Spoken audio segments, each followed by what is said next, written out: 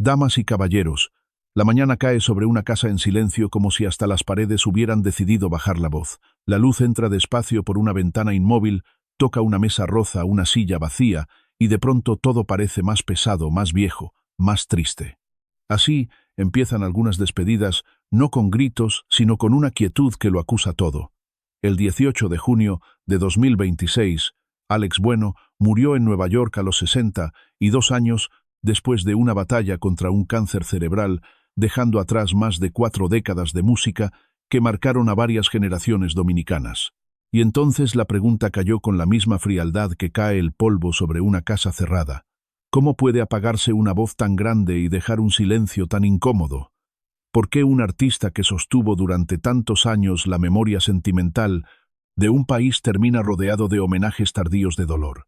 Sincero, pero también de ausencias imposibles de ignorar. ¿Por qué algunas leyendas solo parecen volverse intocables cuando ya no pueden defenderse ni hablar? Hoy vamos a contar lo que casi nadie se atreve a decir. Damas y caballeros, antes de que la fama le pusiera trajes brillantes sobre los hombros, antes de que el país aprendiera a reconocer su voz, apenas sonaban 2 compases. Alex Bueno fue solo un niño de San José de las Matas, un niño nacido el 6 de septiembre de 1963 en una familia donde la fe, la música no eran adornos, sino parte de la respiración diaria. Su madre, Francisca López, lo educó dentro de una vida profundamente ligada a la Iglesia Católica, y en aquel ambiente de disciplina, carencias y esperanza silenciosa, empezó a formarse algo que todavía nadie sabía nombrar. En esa casa no había promesas de grandeza, pero sí había una guitarra, voces de familia, reuniones sencillas y una sensibilidad que parecía haber llegado antes que la propia conciencia. Años después, el propio Alex recordaría que sus tíos paternos conservaban grabaciones donde se le oía cantar con apenas 3 años, y que su madre le enseñó a tocar la guitarra cuando tenía 6. No empieza así casi todo lo que luego parece milagroso en una habitación pequeña, donde nadie imagina aún el tamaño del destino. Creció cantando en reuniones familiares, en la escuela, en la iglesia, como si su voz no hubiera tenido que aprender a salir, sino solamente encontrar el momento exacto para ser escuchada. Y sin embargo, detrás de esa imagen casi luminosa, también había un país duro, una provincia de ritmo lento, una infancia marcada por las limitaciones de siempre, por esa vieja injusticia que obliga a tantos talentos a nacer lejos de los centros donde se reparten las oportunidades. ¿Cuántos niños como él se quedaron en el camino por haber nacido demasiado lejos del lugar donde se encienden las luces? Alex no se quedó. Siendo todavía adolescente, dejó su tierra y se movió a Santo Domingo en busca de una posibilidad más concreta dentro del espectáculo.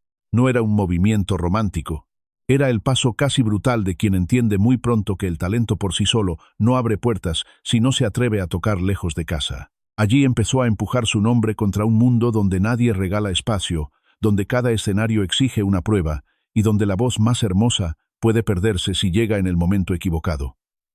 Pero el momento llegó. Listín Diario recoge que su entrada profesional se produjo después de ganar a los 14 años un festival organizado por Wilfrido Vargas para encontrar al sustituto de Sandy Reyes, una victoria temprana que no solo confirmó su talento, sino que lo sacó del anonimato y lo empujó hacia la vida artística de verdad. Más tarde se integró a la agrupación de Fernandito Villalona, y con el tiempo su nombre también quedaría ligado a la Orquesta Liberación, mientras otras fuentes biográficas sitúan en 1979 su paso por Gerardo Veras All Stars y en 1982 la consolidación de la etapa de Orquesta Liberación, y allí cambió todo. Porque una cosa es cantar en una casa donde todos te aman y otra muy distinta es pararte frente a un público, sentir el humo suspendido, el calor de las luces, el peso de los músicos detrás, y descubrir en un segundo que la ovación también puede ser una forma de juicio. Alex no se parecía del todo a los demás. Tenía un timbre dulce, sí, pero también una manera de frasear que hacía que incluso las canciones más populares sonaran heridas íntimas distintas. No parecía un muchacho entrando al negocio. Parecía alguien que ya traía demasiado vivido en la garganta. No fue esa mezcla la que lo volvió inolvidable, esa extraña unión entre ternura y desgarro, entre disciplina de iglesia y temblor de calle, entre el niño de la sierra y el hombre que ya empezaba a mirar de frente a la multitud. Y así, casi sin que el país entendiera del todo cuándo ocurrió, la puerta se abrió, la casa de la infancia quedó atrás, y Alex Bueno dio el primer paso, hacia una luz que lo iba a elevar, pero que también con el tiempo le exigiría un precio inmenso. Damas y caballeros, hubo un momento en que Alex Bueno dejó de ser simplemente una promesa salida de San José de las Matas y se convirtió en algo mucho más poderoso, en una señal de que el merengue podía sonar distinto, más fino, más melódico, más sentimental, sin perder su fuerza popular. A mediados de los años 80 su nombre empezó a crecer con una velocidad que ya no pertenecía al esfuerzo silencioso de los comienzos, sino al territorio más peligroso de todos, el de la consagración. El propio panorama musical dominicano reconoce hoy que 1984 fue un año decisivo en el repunte del merengue y que entre los nombres centrales de aquella ebullición estaba Alex Bueno. Listín Diario recuerda que en ese ciclo aparecieron La Colegiala y Querida interpretadas por Alex Bueno y la Orquesta Liberación, y que los arreglos implementados por Ramón Orlando y Manuel Tejada en aquel primer disco abrieron una nueva etapa para el género. Ya no era solo el muchacho con una voz hermosa. Era el rostro de un cambio. Era una presencia que entraba en la radio y se quedaba. Era un intérprete que podía sonar romántico, sin volverse débil popular, sin volverse ordinario refinado, sin perder contacto con la calle. ¿No es ahí donde nace el verdadero poder de un artista cuando deja de seguir la corriente y empieza a modificarla? ¿No fue justamente eso lo que volvió a Alex tan distinto en su época? Esa manera de cantar como si en medio del merengue hubiera siempre una grieta íntima, una herida contenida, un temblor humano que nadie más estaba colocando de la misma forma. La respuesta del público fue inmensa. Su repertorio empezó a multiplicarse, y con los años temas como Colegiala, Corazón de Madera, La Radio, Me muero por ella, Querida, Jardín Prohibido, y muchos otros consolidaron su lugar entre los intérpretes tropicales más versátiles del país. No lo dice solo la nostalgia, lo recuerdan también medios y reconocimientos institucionales. Diario Libre señaló en 2019 que había cultivado durante 4 décadas una cadena de éxitos que lo convirtió en uno de los intérpretes más versátiles de la música tropical dominicana. Y en 2025, Listín Diario todavía lo definía como uno de los más completos del país, capaz de interpretar con solvencia merengue, bachata, bolero y salsa. Pero toda cima tiene su precio. Y en Alex Bueno, la gloria no llegó sola. Llegó acompañada por una tensión feroz entre el artista brillante que el público celebraba y el hombre que lejos del escenario empezaba a ceder terreno en una batalla más oscura. Esa es la mueca amarga de su historia. Mientras la gente lo elevaba a su vida privada, comenzaba a desordenarse con una violencia que no siempre se veía a simple vista. Años más tarde, él mismo lo admitiría sin rodeos. En medio de aquella gran pegada en la música, como dijo Listín Diario, atravesó el infierno del uso de las drogas, y el alcohol perdió el control de su vida y dejó escapar oportunidades enormes para consolidarse todavía más. Ahí está el núcleo del conflicto de esta etapa. No hace falta inventar una guerra con colegas ni fabricar enemigos espectaculares. El gran enfrentamiento de Alex Bueno en sus años de cima fue más cruel que cualquier rivalidad pública, fue contra el sistema de la fama que aplaude el talento pero no sabe proteger al hombre. Fue contra una industria que exige rendimiento constante, aunque por dentro el artista se esté quebrando. Fue sobre todo contra sí mismo, porque cuanto más alto subía su voz, más cerca parecía estar el precipicio bajo sus pies. ¿Cuántas veces ocurre eso en la música popular? Y aún así, fingimos sorpresa. ¿Cuántas veces un ídolo es celebrado por la multitud, justo cuando su vida real empieza a pedir auxilio?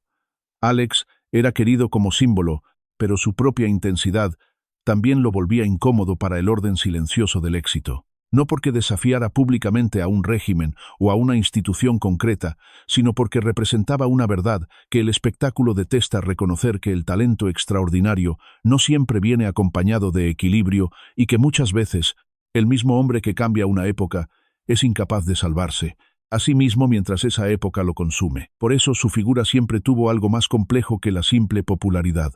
No era solo un cantante de hits.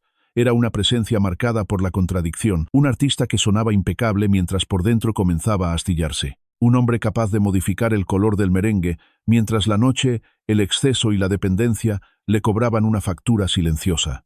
Su éxito no fue limpio, lineal ni cómodo. Fue grande, sí, pero también frágil. Fue ruidoso, sí, pero estaba lleno de grietas. Y quizás por eso sigue resultando tan humano.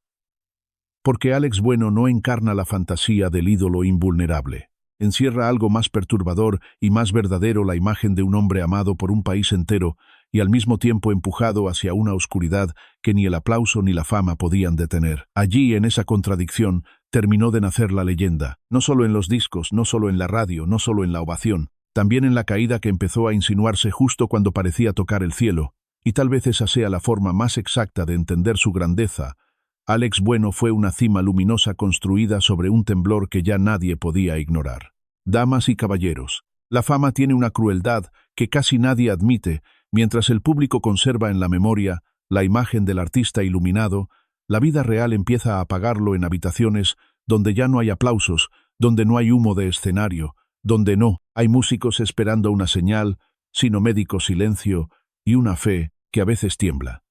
Y eso fue poco a poco lo que empezó a ocurrir con Alex Bueno en sus últimos años.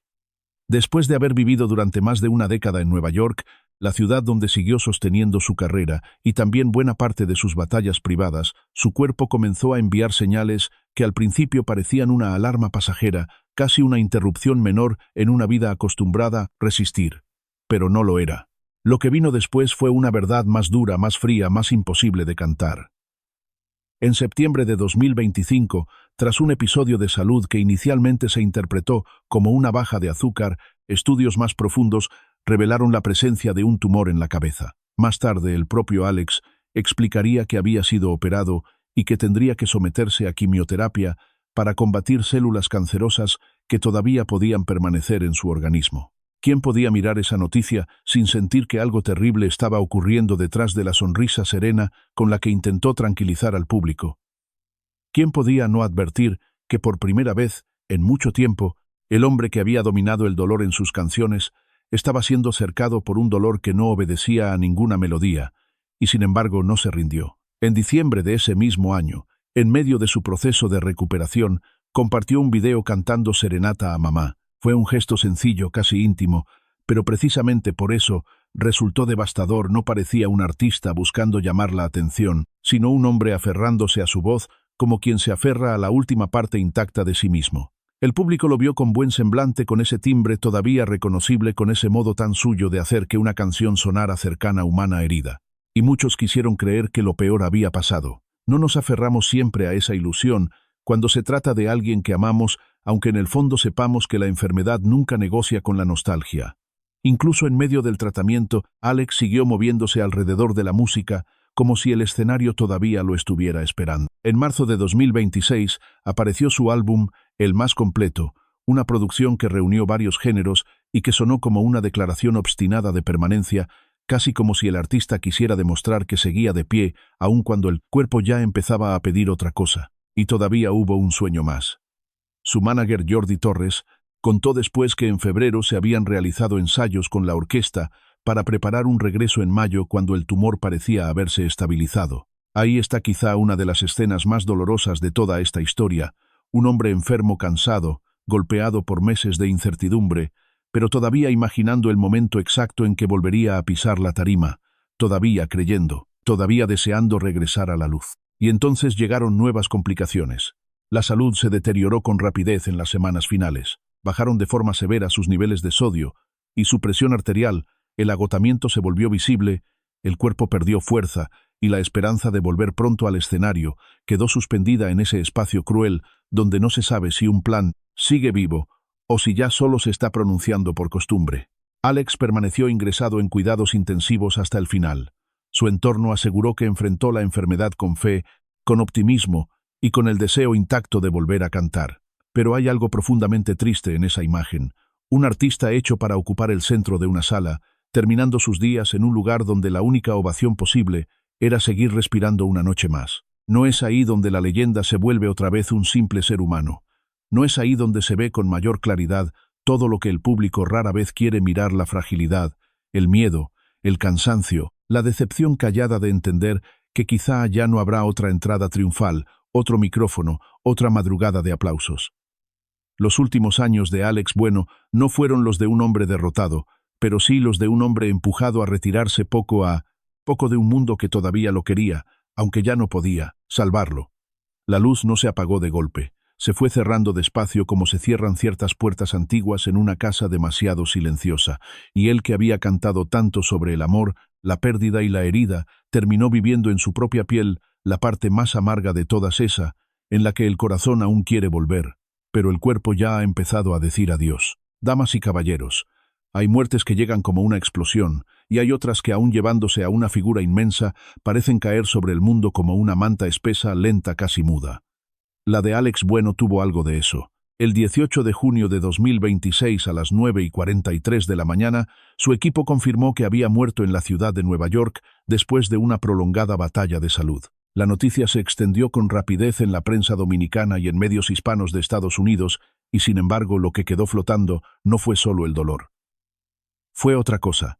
Fue una extraña sensación de desnivel, como si un hombre que había acompañado durante décadas la memoria sentimental de un país se marchara dejando detrás una conmoción real, sí, pero también un vacío institucional y emocional imposible de ignorar. ¿Cómo puede una voz tan reconocible apagarse y aún así dejar la impresión de que el silencio pesó más que el estruendo? ¿Cómo puede un artista tan profundamente instalado en la vida cotidiana de la gente ser despedido con amor, pero no del todo con la magnitud simbólica que su historia parecía reclamar? Los homenajes existieron. Sería injusto negarlo. Nueva York, ciudad donde vivió sus últimos años, le ofreció un velatorio multitudinario antes de la repatriación. Familiares, artistas y admiradores acudieron a darle el último adiós en Manhattan. Después, en República Dominicana, se anunció una despedida pública en el Teatro Nacional Eduardo Brito y San José de las Matas. Su tierra declaró 3 días de duelo municipal y suspendió labores administrativas para facilitar la participación del pueblo en los actos fúnebres. También hubo gestos institucionales como el pesar expresado por Acroarte y el minuto de silencio guardado por la Cámara de Diputados. Todo eso ocurrió, todo eso importa, pero precisamente ahí nace la paradoja más dolorosa. No fue una muerte olvidada, pero tampoco pareció convertirse en una despedida unificada, compacta, rotunda, a la altura casi ceremonial de una leyenda nacional. Fue más bien un dolor repartido en fragmentos. Un dolor verdadero aunque disperso, un dolor que apareció en los medios musicales, en la prensa local, en la diáspora dominicana, en redes sociales, en el Teatro Nacional, en las calles de su pueblo, pero no como una sola voz que abrazara del todo el tamaño de su legado. ¿No es esa una de las formas más crueles de la soledad pública, cuando todos te lloran un poco, pero nadie parece capaz de contener por completo lo que significaste, Alex? Bueno, pasó buena parte de su vida artística cantando para la gente común, para quienes amaban con vergüenza, para quienes sufrían en silencio, para quienes no iban a los grandes salones, pero sí llevaban una canción en el pecho. Su repertorio no pertenecía a una élite, pertenecía al uso diario del sentimiento. Por eso duele tanto que su partida se sienta en cierta forma más íntima, que solemne, más afectiva que histórica, más sostenida por el pueblo y por su entorno artístico inmediato, que por una maquinaria pública de memoria a gran escala. Y no porque faltaran notas, cámaras o mensajes, sino porque las coberturas consultadas dibujan una despedida repartida entre comunicado, velorio, homenaje, guardia de honor y duelo municipal, sin la contundencia simbólica de un gran rito nacional único. Esa diferencia puede parecer menor para algunos. No lo es, porque allí se asoma una pregunta mucho más incómoda. ¿Qué ocurre con los artistas envejecidos cuando dejan de producir novedad y pasan a vivir solo en el recuerdo? ¿Qué tan rápido una sociedad convierte a sus ídolos en patrimonio sentimental, pero no necesariamente en prioridad viva? El caso de Alex Bueno golpea justamente por eso. Su vida artística fue ruidosa, intensa, llena de éxitos, tropiezos, regresos y cicatrices, pero su muerte, aún rodeada de cariño, dejó ver la fragilidad con la que muchas veces se trata a los grandes nombres. Cuando entran en la etapa final, se les ama así. Se les menciona así, se les honra así, pero a menudo de manera tardía, parcial, fragmentada, como si el país los recordara por pedazos. Y quizá ahí esté la herida más honda de esta historia. No en decir que Alex Bueno murió solo, porque no murió solo en el afecto. Tampoco en afirmar que nadie lo despidió, porque sí hubo pueblo, familia, colegas e instituciones presentes. La herida está en otra parte. Está en ese tono apagado que queda después, en esa sensación de que un hombre que le dio tanto al paisaje emocional dominicano merecía una despedida que uniera todas las voces en una sola, sin fisuras, sin retrasos sentimentales, sin esa impresión amarga de que incluso las leyendas, cuando envejecen, pueden terminar recibiendo un adiós tan humano, tan desordenado y tan insuficientemente grande como el de cualquier mortal. Una vida que hizo tanto ruido, terminó entrando en la eternidad rodeada por una tristeza real, pero también por una quietud incómoda. Y quizás esa sea la verdad más dura de todas: no siempre olvidamos a nuestros artistas dejando de nombrarlos. A veces los olvidamos exactamente al revés, nombrándolos mucho, pero sin abrazarlos por completo cuando más lo necesitan. Damas y caballeros, cuando un artista muere, siempre llega la misma pregunta, a veces dicha con tristeza, a veces con morbo, a veces con una curiosidad casi vergonzosa. ¿Qué dejó? ¿Qué casa quedó en pie? ¿Qué cuentas quedaron abiertas? ¿Qué papeles quedaron firmados? ¿Qué bienes pasarán a otras manos? Pero en el caso de Alex Bueno, esa pregunta tropieza de inmediato con un muro de silencio. Hasta este momento las coberturas consultadas sobre su muerte, sus honras fúnebres, su trayectoria, su madre y sus últimos proyectos no han publicado un inventario formal de bienes, ni una cifra confirmada de patrimonio, ni una explicación detallada sobre cómo se repartirán legalmente sus activos. Y ese dato, justamente por su ausencia, también cuenta una historia, porque obliga a mirar más allá del impulso fácil de medirlo todo en propiedades, cuentas o herederos visibles, y a enfrentar una verdad mucho más incómoda. Tal vez la herencia más grande de Alex Bueno no sea la que puede encerrarse en una caja fuerte, sino la que sigue sonando en la memoria de un país. Su carrera superó las 4 décadas, atravesó merengue, bachata, bolero, salsa, balada, y dejó canciones que todavía forman parte del repertorio emocional dominicano. Diario Libre recordó tras su muerte que era dueño de una de las voces más privilegiadas y versátiles de la música nacional, mientras sus conciertos sinfónicos, por los 40 años de carrera en 2024, confirmaron que no se trataba de una figura decorativa del pasado, sino de un artista que todavía convocaba respeto, aplausos y devoción real. Más tarde, incluso en medio del deterioro físico, apareció su producción, El Más Completo, presentada como un álbum de 15 canciones y varios géneros, casi como un último gesto de permanencia. ¿No es eso también un patrimonio? ¿No vale más a la larga un catálogo que sigue respirando en la radio, en las fiestas, en las serenatas, en los recuerdos que una propiedad cuyo valor sube y baja según el mercado, y sin embargo el público no deja de sentir una inquietud muy humana? Porque cuando un hombre tan conocido muere, la gente quiere saber qué pasa con aquello que construyó en vida. Quiere saber si había casas, si existían documentos, si había deudas, si la familia estaba organizada, si los derechos de sus canciones quedaron protegidos, si alguien velará por su nombre con seriedad, o si, como tantas veces ocurre después de la muerte de un artista popular, la confusión terminará devorando parte de su legado. Hasta ahora la información pública confiable no responde de forma cerrada a esas preguntas. Lo que sí permite afirmar es que Alex Bueno dejó una obra extensa, una marca artística consolidada y un nombre con valor cultural y comercial todavía activo. Sus éxitos no murieron con él. Su voz sigue teniendo mercado emocional. Su repertorio sigue teniendo circulación. Su historia sigue generando atención pública. Y ahí aparece la paradoja más dura de esta última parte: el valor real de lo que dejó quizás sea inmenso, pero no necesariamente en la forma que muchos imaginan cuando oyen la palabra herencia. Porque la herencia de un cantante no son solo bienes inmuebles o cuentas bancarias. También son los derechos sobre interpretaciones, la explotación futura de un catálogo, las reediciones, las plataformas digitales, las emisiones, los homenajes, el uso de su imagen, el peso simbólico de su nombre.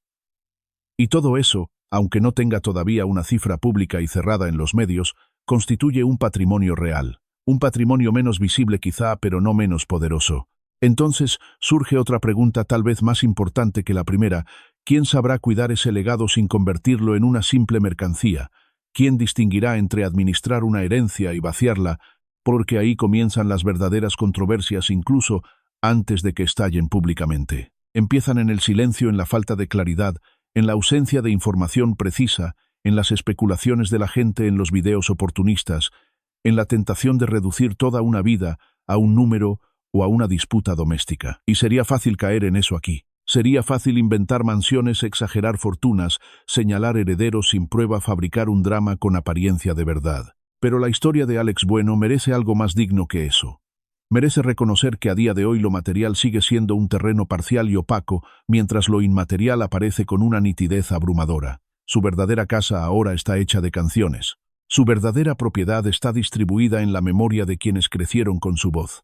Su verdadero patrimonio no cabe del todo en un testamento, porque una parte esencial quedó repartida entre los que aún lo escuchan cuando necesitan consuelo, nostalgia o simplemente una prueba de que hubo artistas capaces de cantar como si la herida tuviera música. Por eso, cuando se habla del legado de Alex Bueno, quizá la frase más honesta sea también la más dolorosa: todavía no sabemos con precisión cuánto dejó en bienes, pero sí sabemos cuánto dejó en ausencia. Y a veces, esa es la única cifra que de verdad importa.